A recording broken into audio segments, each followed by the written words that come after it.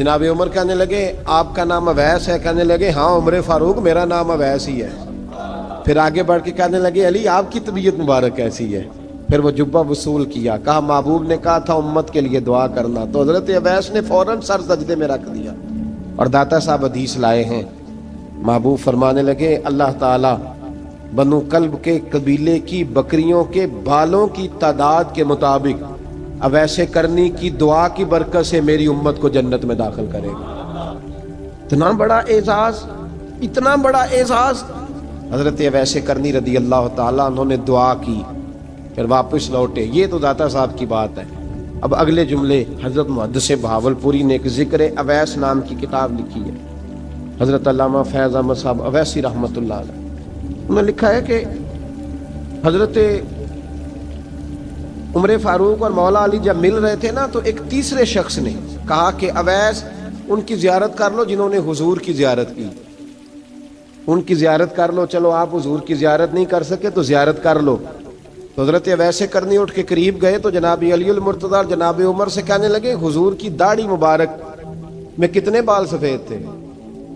زیارت تو نہیں کی، داڑھی میں کتنے بال؟ انہوں نے یہ نہیں کہا ہمیں پتہ نہیں، کیونکہ سوال دوسرے کا تھا۔ ان دونوں کا سوال یہ نہیں کہا ہمیں پتہ نہیں، باقی کتابوں میں الفاظ اور ملتے ہیں، میں وہ والی بات بیان کر رہا ہوں جس میں ادب زیادہ پایا جاتا ہے۔ کہا کتنے بال سفید تھے؟ تو یہ نہیں فرمایا مولا علی اور جناب عمر نے کہ ہمیں پتہ نہیں، کہنے لگے ویس آج آپ ہی بتائیں گے کتنے سفید، آج آپ ہی بتائیں کتنے ہیں۔ تو حضرت سیدنا اویس کرنی کہنے لگے محبوب کی داڑھی مبارک میں 17 بال سفید تھے، 17 بال سفید تھے، یہ ان کی زیارت کا حال۔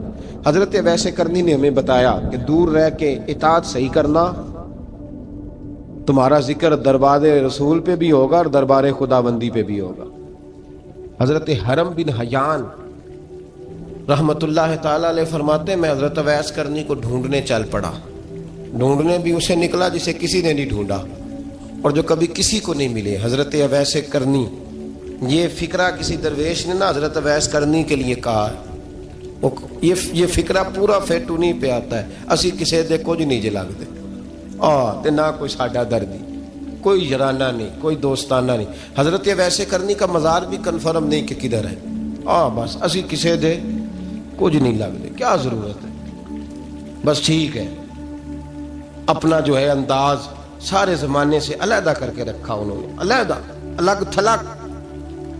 تو حضرت خواجہ اویس کرنی کو ڈھونڈتے ڈھونڈتے کہتے ہیں میں گیا، کرن گیا، حضرت حرم بھی نہیں، یہ داتا صاحب نے اس کو لکھا ہے، فرماتے ہیں میں گیا تو مجھے لوگوں نے کہا وہ تو حج کرنے چلے گئے۔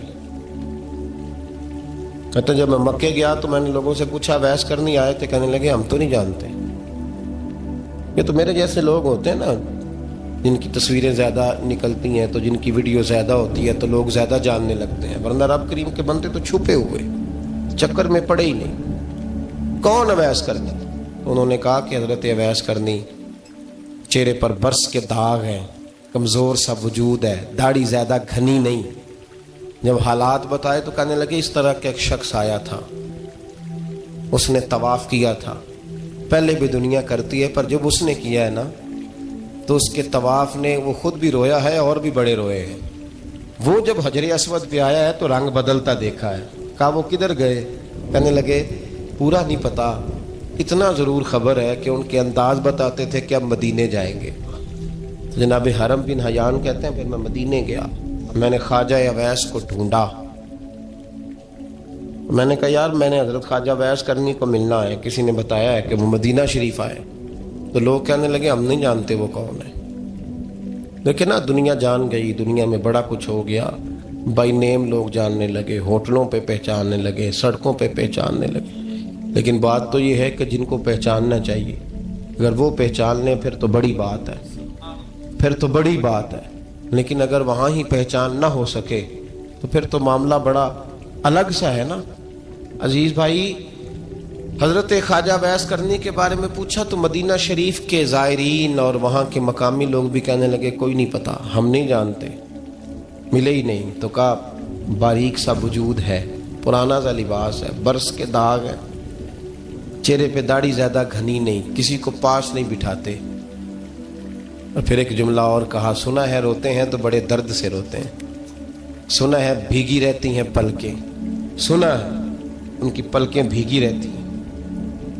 میں 2-4 دن پہلے کسی سے سن رہا تھا شعر، اس نے کہا تھا، ایک واری میری آنکھیاں تو انہوں نے اتھرو پونجے سن، ہن چسکا پہ گیا رونے دا، ہر ویلے یا ہوزاری ہے۔ کہتے ہیں کہ وہ اس طرح کی اس کی کیفیت ہے۔ کہتے ہیں میں نے کہا یار وہی تو اویس کرنی تھے، کدھر گئے؟ کہنے لگے کوئی خبر نہیں، جب وہ آئے ہیں تو ان کے آنے کا انداز ہی نرالا تھا، سسکیاں اور آہیں نکل گئیں اس شخص کی جب وہ مدینے آیا۔ حضرت حرم بن حیان کہتے ہیں میں ڈھونڈتا رہا، تلاش کرتا رہا، پھر میں ان کو ڈھونڈتے ڈھونڈتے عراق میں آیا تو نہر فرات کے کنارے ایک کمزور سے آدمی کو ریت کے ٹیلے پر بیٹھ کے وضو کرتے دیکھا۔ کہتے ہیں جب ان کا وضو مکمل ہوا تو میں نے کہا السلام علیکم، تو کہتے ہیں انہوں نے چہرہ نہیں پھیرا، وہیں بیٹھے بیٹھے کہنے لگے وعلیکم السلام یا حرم بن حیان، یا حرم بن حیان وعلیکم السلام۔ کہتے ہیں میں نے کہا کہ من انت، آپ کون ہے؟ تو کہنے لگے وہی ہوں جسے تو مکے اور مدینے ڈھونڈتا رہا۔ تو کہتے ہیں میں نے کہا حضور آپ میرا نام کیسے جانتے ہیں؟ بڑا خوبصورت جملہ ہے، اللہ کرے آپ کو یہ یاد رہ جائے، سبق کبھی نہ بھولنا، یہ سبق کبھی نہ بھولنا۔ بابا صاحب کے مزار پہ گئے تو خالی آ گئے، دادا صاحب گئے تو خالی، ایسے ہی چلے گئے۔ ہم فارغ لوگ تھے، کوئی کام نہیں تھا کہ بابا فرید کی گلیوں میں گھومتے رہے، ہم فارغ تھے کہ 2 بجے حضرت سلطان باہو رحمت اللہ علیہ کی جالیوں کے سامنے کھڑے رہے۔ ہم کوئی پتھر چاٹنے والے لوگ تھے کہ آدھی رات بیت گئی اور ہم بزرگان کرما والا شریف کھڑے رہے؟ یہ کیسے ہو گیا کہ محدث اعظم کے مزار پہ کھڑے رہے؟ ایسے ہی کوئی بات تھی؟ حضرت ویسے کرنی بول کر فرمانے لگے، کہنے لگے کیا کہا تو نے کہ میں تجھے کیسے جانتا ہوں؟ فرمانے لگے تو مجھ سے پیار کرتا ہے، عارف تو روحی من روحی کا، میری روح تیری روح کی جاننے والی ہے۔ یہ روحوں کا رشتہ ہے، یہ خطا نہیں جایا کرتا۔ عارف تو روحی من روحی کا، میری روح تیری روح کو جانتی ہے۔ یہ کیسے ہو گیا؟ کوئی ایسے لوگ تھے تو اتنی جگہ مجھے تلاش کر آیا اور میں تجھے جانوں نہ؟ یہ کیسے ہو سکتا ہے؟ یہ کیسے ممکن ہے؟ تو ڈھونڈتا رہا گلی گلی اور میں کہوں کہ میں تجھے جانتا نہیں؟ فرمایا حرم بن حیان میں، ہاں میں دعا کرتا ہوں اللہ کی بارگاہ میں کہ رب کریم مجھے اور تجھے جنت میں اکٹھا کر دے۔ کہتے ہیں جب انہوں نے یہ دعا کی تو وہ چل پڑے۔ میں نے کہا حضور کہاں جا رہے ہیں؟ فرمانے لگے میرا پیچھا نہ کرنا، میں کسی اور منزل کا مسافر ہوں، اور جس رستے میں چل رہا ہوں نا ان منزلوں پہ ساتھ نہیں کسی کو لیا جاتا، یہ میری اپنی ذاتی منزل ہے، اس میں پاؤں پہ چھالے ذرا سخت ہوتے ہیں، ہر آدمی کا کام نہیں یہاں چلنا، تو مجھے تنہا رہنے دے اور مجھے اپنی مرضی سے چلنے دے۔ کہتے میں نے منت کی تو کہنے لگے بس انہیں جدوجہد بڑی کی تھی تو تیرے ساتھ ملاقات کر لی، تجھے پہچان لیا، تیرے ساتھ بات کر لی، ورنہ میں کہہ چکا ہوں اسی کسے دے کچھ نہیں لگ دے۔ اسی لیے میں نے حضرت غالباً امام شورانی رحمۃ اللہ علیہ کے حوالے سے پڑھا ہے کہ قیامت کے دن جب حضرت ویسے کرنی جنت میں جائیں گے تو ممکن ہے اس وقت بھی لوگوں کو دیدار نہ کرایا جائے، بلکہ امام شورانی کہتے ہیں اللہ 70,000 فرشتے ان کی شکل کے پیدا فرمائے گا اور ان کے جھرمٹ کے اندر چھپا کے انہیں جنت میں داخل کرے گا۔ ملاقات کس سے ہوگی؟ صرف انہی سے ہوگی جن کے لیے انہوں نے زندگی گزار دی، یا خدا سے ملیں گے یا مصطفیٰ کریم سے ملیں گے۔ یہ بھی لوگ تو محبت کریں، صالحین کا پیار، نیک لوگوں کی محبت، صالحین کی محبت رستہ آسان کرتی۔ کوئی شک نہیں کہ زمانے میں سارے لوگ اچھے نہیں ہوتے، برے لوگ بھی آئے ہیں مارکیٹ میں، ہوتے ہیں، لیکن 2 4 5 10 بروں کو لے کر کے اچھوں کی محبت چھوڑ دیں گے، نیک لوگوں کا ذکر چھوڑ دیں گے، ان کا پیار چھوڑ دیں گے، ان کا تذکرہ پڑھنا چھوڑ دیں گے، ان کے پاس بیٹھنا چھوڑ دیں گے۔ گزشتہ دور میں جو بادشاہ بھی نیک ہوئے نا وہ بھی صالحین کی محبت کی وجہ سے نیک ہوئے۔ اورنگزیب عالمگیر اگر کچھ بہتر ہوئے تو اس لیے کہ ملا جیون نیک آدمی سے محبت کرتے تھے۔ محمود غزنوی کی بہتری کا سبب یہ تھا کہ حضرت سیدنا ابو الحسن خرقانی کے پاس جایا کرتے تھے۔ صالحین کی محبت نے بادشاہوں کے رخ بدلے، بادشاہوں کے۔ ان لوگوں کو پیار تھا تو حالات جہانگیر بادشاہ جایا کرتا تھا خواجہ اجمیر کے آستانے پر، تو لوگ کہتے ہیں کہ بڑے سخت دنوں میں بھی ہم اس کی آنکھوں میں آنسو دیکھا کرتے تھے۔ درد والی جگہ پہ جاتے تھے نا لوگ تو درد مند ہو جاتے، اس لیے صالحین کا پیار کبھی نہ چھوڑے، کبھی نہ چھوڑے۔ میرے بھائی کپڑوں پہ مٹی پڑ جائے نا تو کپڑے دھوئے جاتے ہیں، اتار کے پھینکے نہیں چاہتے۔ چیزیں غلط ہو جائیں تو گرد جھاڑی جاتی ہے، اس نظام کو چھوڑا۔ صالحین کا پیار کبھی نہ چھوڑنا، کبھی نہ چھوڑنا۔ رب کریم کے بندوں کی محبت اللہ تبارک و تعالیٰ کے قریب کرے گی آپ کو۔ اللہ کے بندوں کی محبت آپ کے اندر جلوے پیدا کرے، اور اگر آپ ان کو پڑھیں گے۔ میں جب پاک پتن شریف جاتا ہوں یا کسی مزار پر میں کھڑا ہوتا ہوں نا، تو وہ جو حالات پڑے ہوتے ہیں نا ان بزرگوں کے، وہ سامنے آتے ہیں کہ یہاں خواجہ نظام الدین محبوب الہی تشریف لائے۔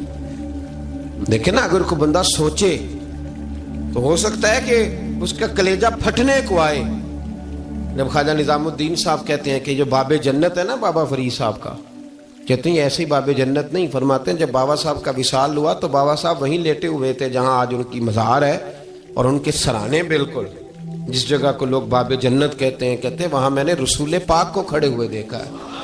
اب کوئی آدمی حضور کی خوشبو محسوس، اس کا ایک ارادہ بن گیا نا کہ یہاں حضور کھڑے تھے، اس پر کیفیت کیا طاری ہوگی، اس پر انداز کیا ہوگا، اس پر وارد کیا ہوگا، وہ کہاں پہنچ جائے گا 1-2 منٹ کے اندر۔